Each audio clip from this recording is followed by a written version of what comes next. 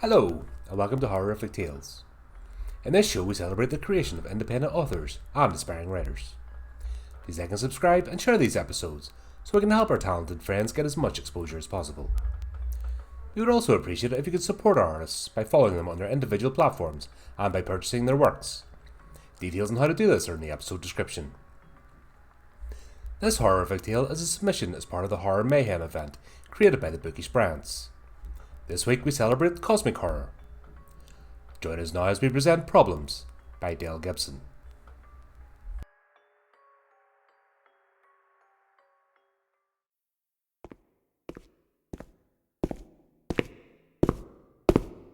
I am alive, but I am dead. There was a time when I could feel, but that was eons ago. Sometimes I float away and disappear, but most of the time I live inside my head, not knowing what will happen from one day to the next. I don't know when I wake, which year I will be in, or where the hell I'm going. That is the problem. I would love to tell you when it started happening, but it was so very long ago that I hardly remember much of anything. That's the other problem. Some of the places I end up, I have no idea where I am. Oh hell, here I go again, down the tunnel of darkness. I'm standing in a doorway. I can't see because the room is dark. I can smell incense. Sandalwood tickles my nostrils. So I must be in my mother's bedroom, at her house, the place where I grew up. She moves in the bed and asks me to come closer. I reach out. I am just about to touch her, feel her soft hand. But it doesn't work like that.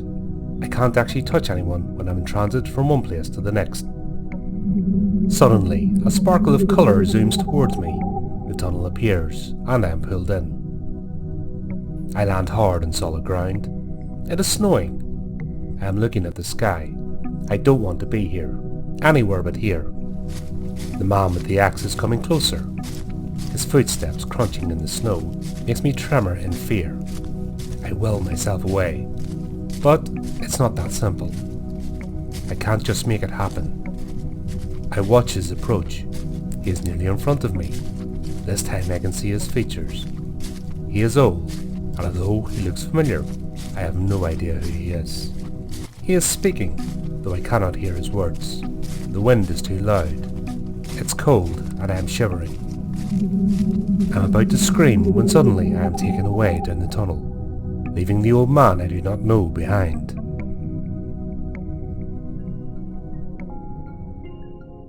I wake in my bed and the room is covered in sunshine. I feel someone next to me, and I know I have come home. Seth rolls over and touches me. He abruptly wakes in fright. "You're back!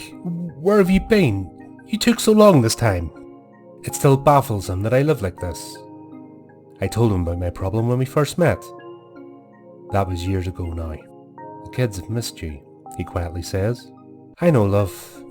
I seem to be flittering about more so now than ever. You know, I can't help it. How about I get the kids ready for school and you can have a sleep in? Everything will be okay. The kids understand." I leave the room and go to my children. Sophie, my 5-year-old daughter, and Charlie, my rambunctious 8-year-old son. It has been hard for them having me leave them, sometimes in the middle of dinner, or tucking them in at night. I don't drive because it could be dangerous if I disappear. It happened once, and I will never let that happen again. "Charlie, wake up, darling boy. I'm home." He wakes and smiles when he sees me. Rubbing his tired eyes, he reaches out for me. I melt into his tiny arms and breathe in his morning scent. A tear falls and I brush it away. "My sweet boy, go and get ready for school, and I'll meet you downstairs for breakfast. I need to wake Sophie." I pull him in tighter. I never want to let go. "I love you, Charlie. You know that, right?" "Yes, Mummy. I love you too." I go to wake Sophie. She is sitting in bed with her smile lights up, some of the darkness in my soul. "Mummy, I thought I was dreaming. I could hear you talking to Charlie. Mummy, I missed you. You've been gone for days this time. I hate it when you leave." Her tears break me. I hurry over, scooping her into my arms. For the first time in months I feel full and real. "Sophie, I'm sorry. I'm here now, that's all that matters." I kiss her little cheeks. I smell lavender, feel her warm skin. She giggles when I tickle her tummy. I'm going to get ready, and I'll see you downstairs for breakfast, okay? Okay, Mummy. Promise you will stay this time. Oh, sweetheart, you know Mummy can't stay. But I will see how I go. I venture back into our bedroom, joining my husband who is getting dressed for the day. Where'd you go this time, babe? His voice croaks sullenly. I was with Mum for a bit. Then I ended up in the cabin in the snow again. That man was waiting for me. He got really close this time. I was terrified. He pats the side of the bed for me to sit down. So I do.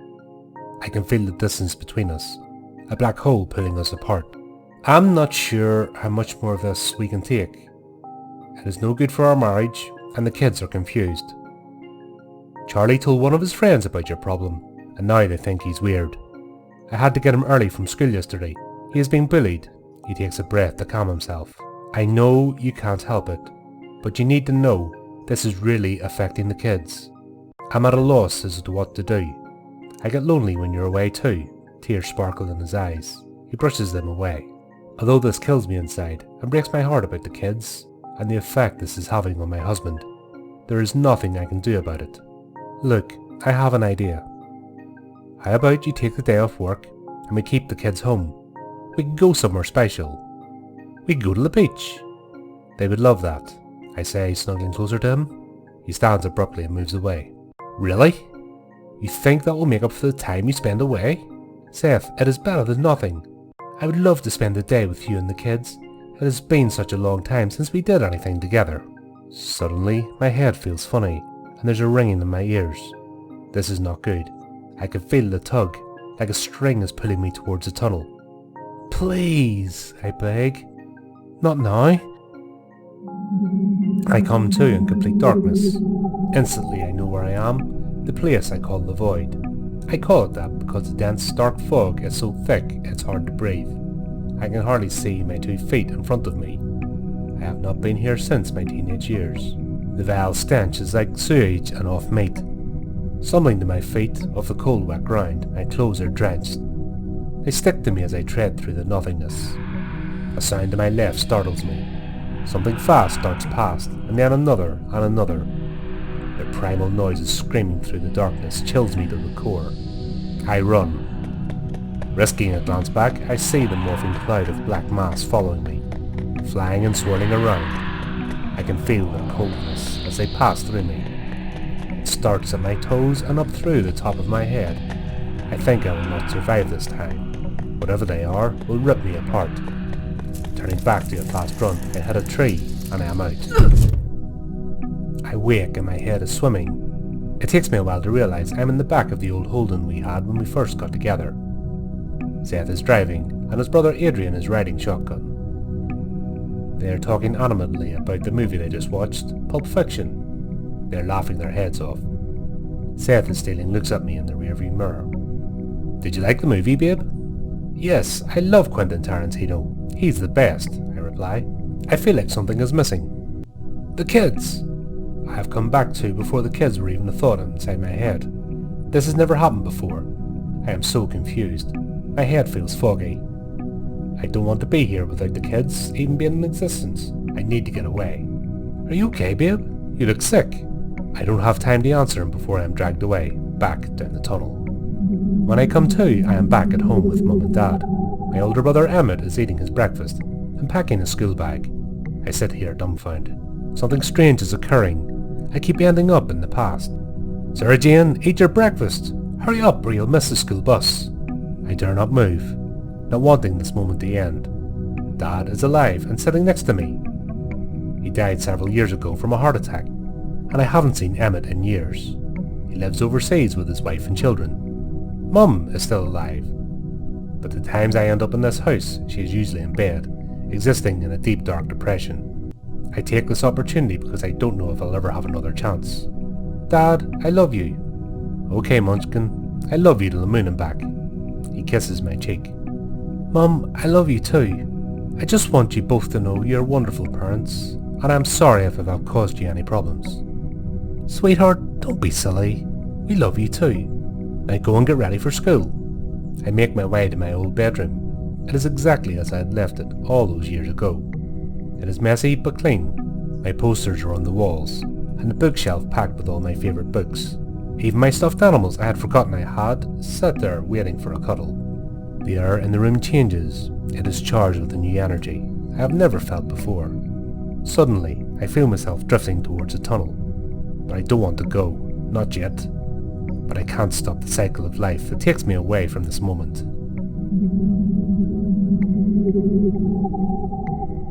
The snow wakes me, and this horrifies me to no end. I am shaking because of the cold, and because of the man I know is coming. I hear his boots crunching along the snowy ground. "You're back!" he yells. Hearing his voice for the first time, it startles and confuses me. He comes closer and closer with his axe. Is he going to kill me? "Who are you?" I ask, sitting up. "You don't know who I am?" he says, clearly surprised. "No, I don't." "Get up. You need to come with me before you disappear again. There are things I need to explain to you." He helps me to my feet. I am bewildered by this sudden turn of events. Who is this man? How does he know who I am? I follow him to the cabin. His hand is wrapped firmly around the axe. "I'd feel better if you didn't have that in your hand." "What's it for anyway?" "There are fallen trees everywhere. I can't keep up with it. I spend my days chopping the fallen ones into firewood, among other things. I do not know him, but I believe him." We make it to the cabin. It is nice and warm inside, with a fire going. He mixes both hot drinks and we sit at his little table. He keeps the place immaculate, and it smells of home. The furniture is homemade, by his hands and hard work, no doubt. "I'm your grandpa. I thought you would have recognized me." "Grandpa? But you've been dead for years. I never even met you." "I thought you might have recognized me from photos. Besides that, you always disappear before I have a chance to talk to you, to explain things. I never see people out here. How have your adventures been?" Lost somewhere in my thoughts, I try to dredge up the photographs in my mind of my grandparents. "Hold up. Dad said you were dead. Is that not true?" "Yes. Well, there are things you really need to know. I know that it is happening to you too, which is why I've tried to catch up with you whenever you come here. So this is why I have this problem. I inherited it? Are you saying that you have the same thing? Will it ever stop? Do you still travel? I have so many questions. The thing is, you will end up somewhere, and you will be stuck there forever. But there are signs when this will happen. It started with me flitting around from place to place in quick succession." He takes a deep breath. I sense his burden, the same as mine. "It felt like I was being ripped apart. Then one day, I came back here and I never left. Suddenly I am scared, and worry creeps through me. I wonder where I will end up if this ever ends. I pick up my hot chocolate, and it tastes delicious. My head begins to tingle. The cup shakes in my hand. I put it down. His voice fades as I drift down the silvery tunnel. I am standing next to Mum's bed. The room smells like she hasn't opened a window in months. The entire room feels damp. She is sitting up in bed, smoking. A terrible habit that never abated. She looks old and withered, pale and unwell. I'm waiting to be pulled away, but it doesn't happen. This scares me. I quiver. Suddenly she has a coughing fit, each one worse than the other. After a while she settles. She spits into a hanky, and I see blood. She tries to hide it. "There you are! I've been waiting!" She barks at me. Why is she acting like this? I haven't spoken to her in years. Usually I just transition through, like a train passing through a silent station. Her smoke surrounds me like a serpent. In the vapour I smell sickness and strawberries. "Hello, Mum. I think I've come to say goodbye." She laughs and it shakes the bed. "No, Sarah Jane, you don't understand. This is the end of your travels. This is where you end up." "What the fuck are you talking about?" I scream at her. "Why do you think I stay here, child?" I do not understand. I am stunned into a swirl of confusion and deathly silence. I look around the room in deep thought, and finally the truth punches me in the gut.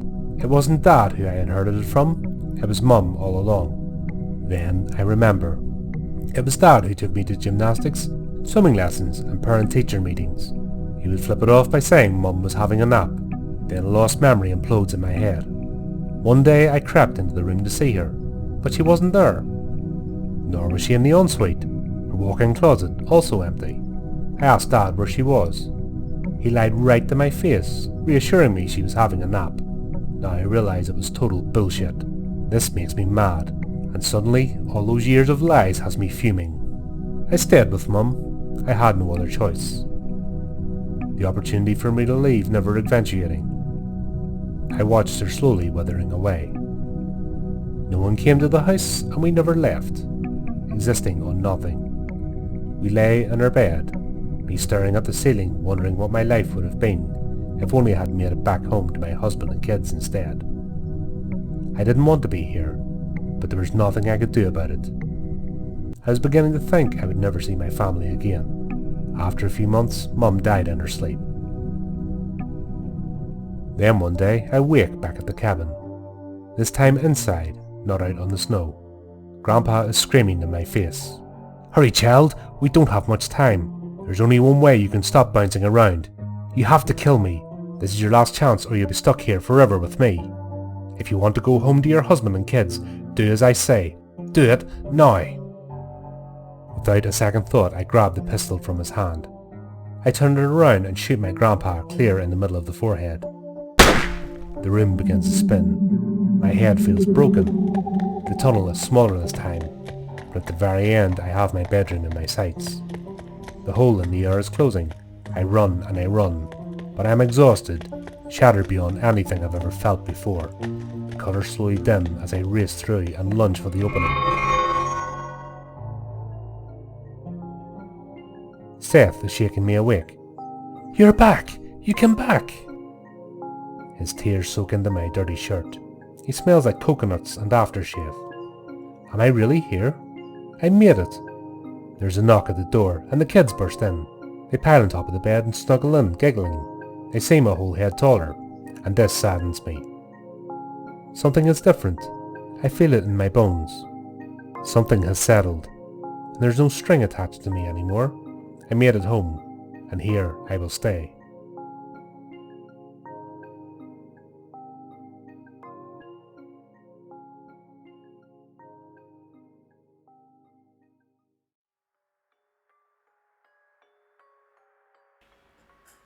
Well, we hope that you enjoyed our latest horrific tale. If you want to keep up to date with future episodes, then subscribe to our YouTube channel and like or follow our social media pages. You can also give the channel support by visiting our merchandise store and picking up some of our items. Please also take a moment to support our contributing artists who very kindly lend their talents to the show. Check out the links in the description on how you can do this. Well, that just leaves me to say, until next time my friends, keep it creepy, keep it horrific.